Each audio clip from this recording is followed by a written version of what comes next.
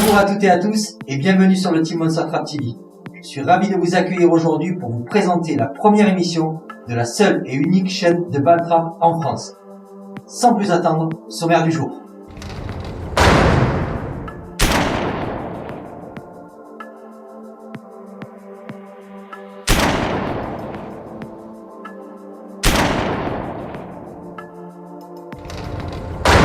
Pour commencer à pratiquer la discipline de la fosse universelle, il est conseillé d'utiliser une arme type fosse, avec une longueur de canon de 76 cm et un chocage 3 quarts fin choc. Nous utiliserons une cartouche en 28 grammes en plomb de 7,5. Dans la discipline de la fosse universelle, vous ne tirerez qu'une seule sorte de plateau, avec un diamètre de 110 mm, une épaisseur de 25 mm, pour un poids approximatif de 100 grammes. Après vous avoir présenté ces quelques généralités, nous allons rentrer maintenant dans le détail avec des schémas techniques pour vous expliquer véritablement le fonctionnement de la fosse universelle.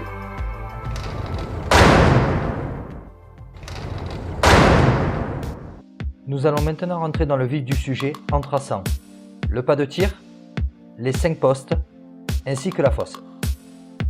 Comme vous allez pouvoir le constater, la FU est équipée non pas d'une seule machine, mais 5 machines qui vont donner chacune une distance, une trajectoire et une hauteur de plateau bien définie. Voici le même dessin en coupe avec quelques distances à connaître. Tout d'abord la distance entre le pas de tir et la sortie de la fosse qui sera de 15 mètres. Puis la distance à laquelle nous allons calculer la hauteur des plateaux définie par les 10 grilles de la Fédération française de balle trap. Une pige sera placée à cette distance pour mesurer 1,50 m, 2 m, 2,50 m, 3 m, 3,50 m, la hauteur définitive du plateau. Reste la dernière distance à connaître, celle parcourue par le plateau jusqu'à toucher le sol. Celle-ci peut varier entre 60 et 75 mètres. Nous avons vu les distances et les hauteurs, nous allons maintenant traiter les trajectoires. À la fosse universelle, le réglage de la trajectoire droite et gauche doit être établi de telle sorte que les plateaux ne puissent pas tomber à l'extérieur des limites figurées par les deux côtés d'un angle de 90 degrés ayant pour sommet le centre de la fosse. En ayant pris connaissance de cette donnée, il est important maintenant de bien se positionner sur votre pas de tir. En rajoutant le dessin du positionnement des pieds, vous allez vous rendre compte qu'au poste 1 et 2, nous sommes en partie supérieure droite et au poste 4 et 5 en partie supérieure gauche, tandis que le poste 3 est centré, ce qui vous permettra d'être plus près de l'axe de la fosse et donc d'avoir le minimum de rotation à faire pour aller chercher vos plateaux droite et gauche. Afin d'améliorer vos performances dans la rotation, sur le pas de tir, il est conseillé de positionner ses pieds en horaire 1h15 et d'avoir un écartement dans l'axe des épaules. Passons maintenant au fonctionnement d'une planche. À la fosse universelle, nous avons donc 5 postes avec 5 machines, ce qui nous donne 25 plateaux à tirer. Pour exemple, un tireur commencera donc au poste 1 et se déplacera après chaque tir jusqu'à revenir à son poste initial, et ce pendant 5 tours.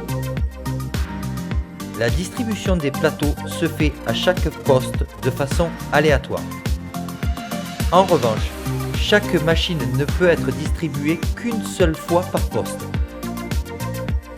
Ce qui nous donne une petite astuce si vous avez une bonne mémoire, en suivant l'exemple type au poste 1. Si nous avons déjà eu l'extrême gauche, le demi-gauche, l'extrême droit et le demi-droit, il nous restera donc obligatoirement au 5e et dernier passage, le plateau face.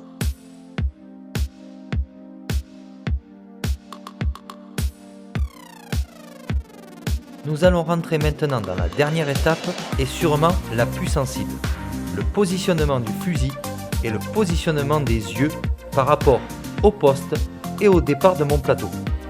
Afin de ne pas vous faire surprendre par une fosse universelle, nous vous conseillons avant le tir de bien analyser les plateaux de telle sorte à les voir sortir les uns après les autres et analyser leur trajectoire.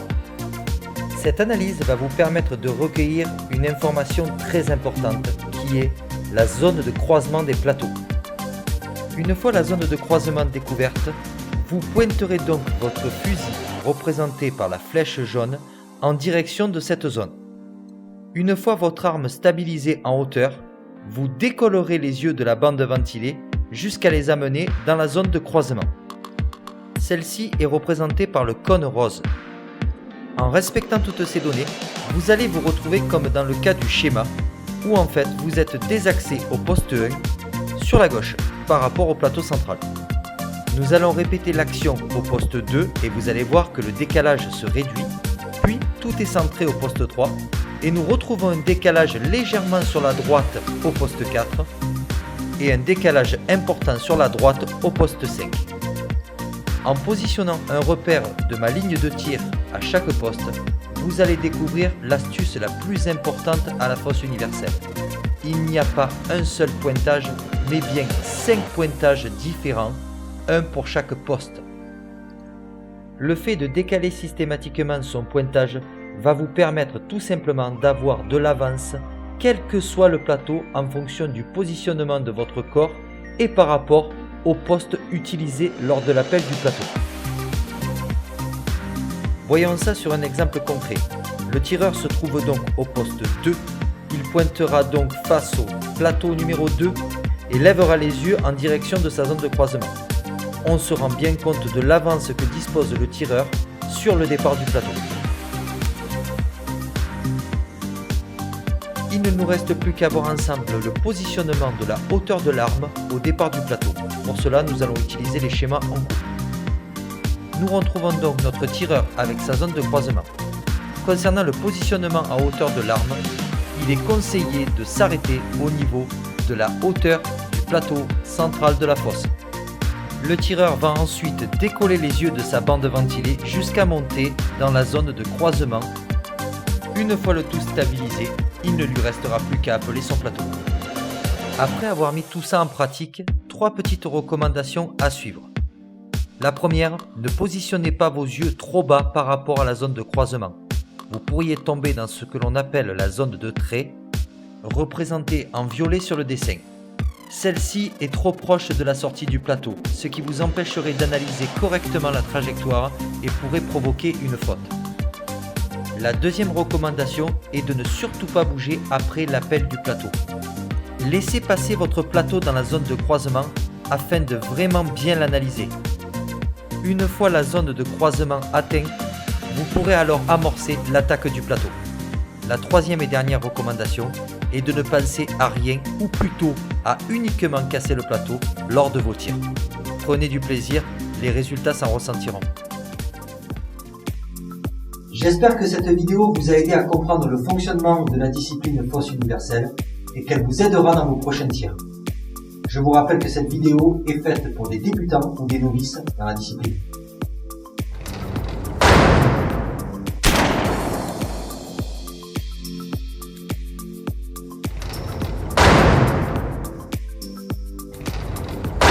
Chaque début de mois, vous retrouverez votre émission liée à notre sport, le tir au plateau.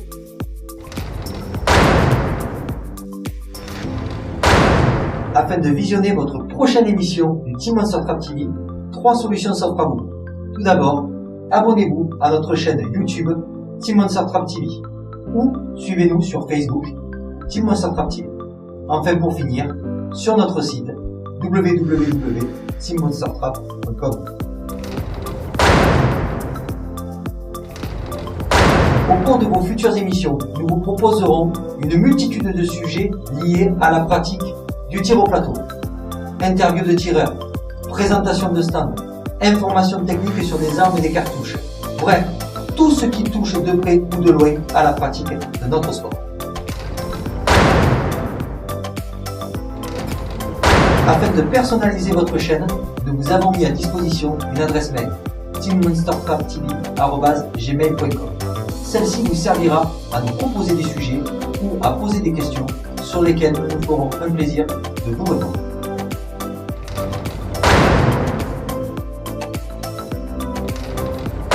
Grâce à l'adresse teammonstertraptv@gmail.com, vous avez la possibilité de nous envoyer vos futures dates de concours.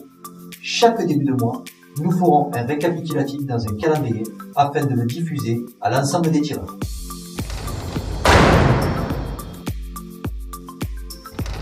Pour le mois de décembre, nous vous proposons le Grand Prix de Noël sans refus le samedi 15 et dimanche 16 décembre au stade valentinois de tir au plateau, domicilié sur la ville de Valence. N'oubliez pas que les inscriptions se feront sur le site www.inscriptionweb.fr.